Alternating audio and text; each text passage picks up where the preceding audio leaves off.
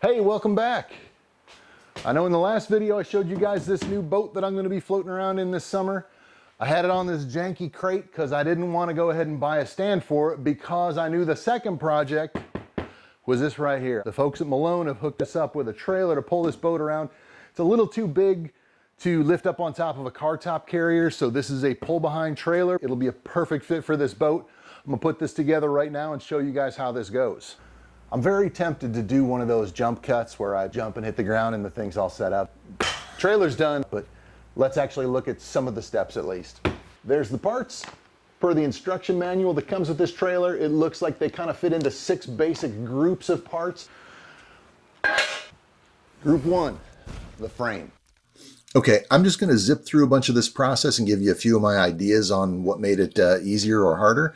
If you're looking for step-by-step instructions, Malone has beautiful videos already done on that. You can check those out at maloneautoracks.com. In this stage, what I learned early is kneeling on the garage floor just wasn't going to work for me. So tipping this whole frame assembly up and assembling everything kind of standing up made it a lot easier on this old guy's knees.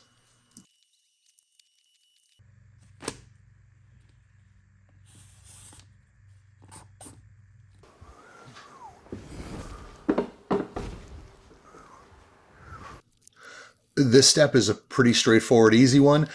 Just the same tip as last time. I found putting that whole axle up on a little table made it a lot easier to work on. That is step 1. There's your frame, there's your axle, your wheels, your leaf springs on there.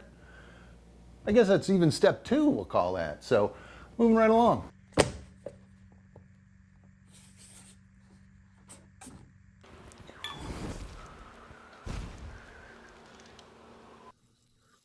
Super easy. Follow the directions, plug in the wires.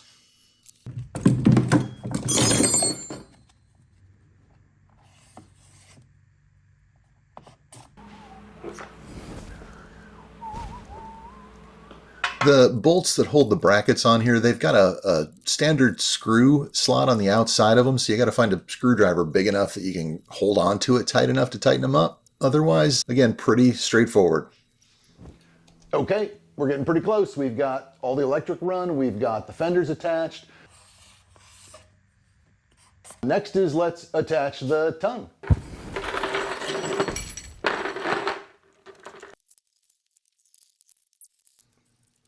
Really not much to note here. Just follow the directions, really easy. Well, that step was fast.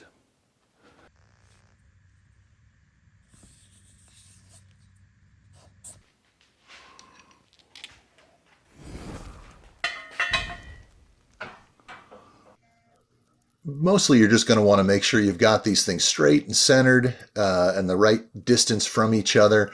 As you'll see coming up, these threw me a little bit of a curve, but the installation of them was no problem. It's just a big U-bolt that holds them all down to the frame.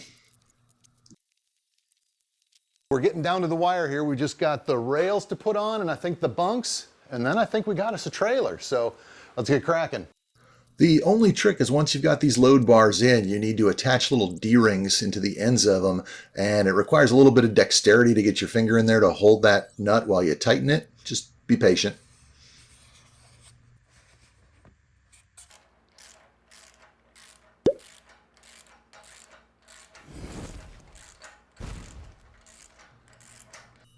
So I miscounted at the beginning of this video. Actually, the directions are for 6 different groups of parts, but the bunks are an addition. I forgot, so that would make 7.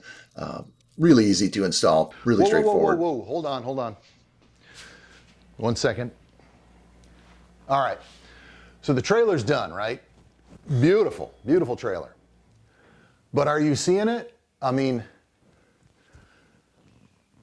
it's a lot taller than it needs to be for one kayak. I'm looking at this, you know, and this trailer can be used for a lot of different things, and I'm sure that's what's going on here. It's these right here, this curve right here that lifts this whole works up an extra foot or so taller than it really needs to be for what I'm doing. I can certainly get the kayak up here. It's not a problem, but I think ideal would be if these bunks were quite a bit lower. I spoke with the folks at Malone, And there is a low bed option for this that I was unaware of.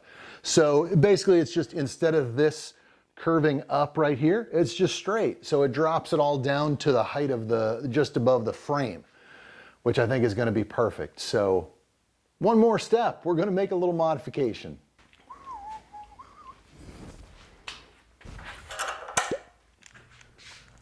Okay, this is just me undoing step 6 and redoing step 7 again.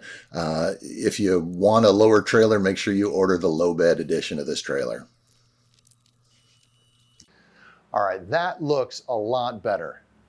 How about we roll some sexy final shots?